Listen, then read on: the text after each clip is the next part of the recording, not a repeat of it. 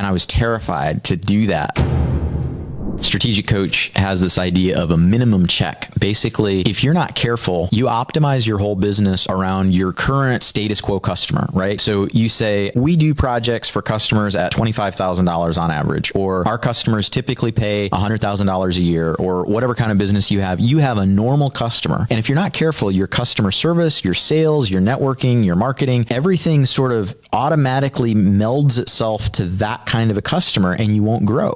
So what you've got to do is get intentional about thinking bigger and say, what would I have to change in order to attract a customer 2, 3, 10 times bigger than what I have now? And that's probably going to necessitate putting a floor, right? I'm only going to work with customers at this level. I remember the first time I did this, I had a great customer. It was my biggest customer.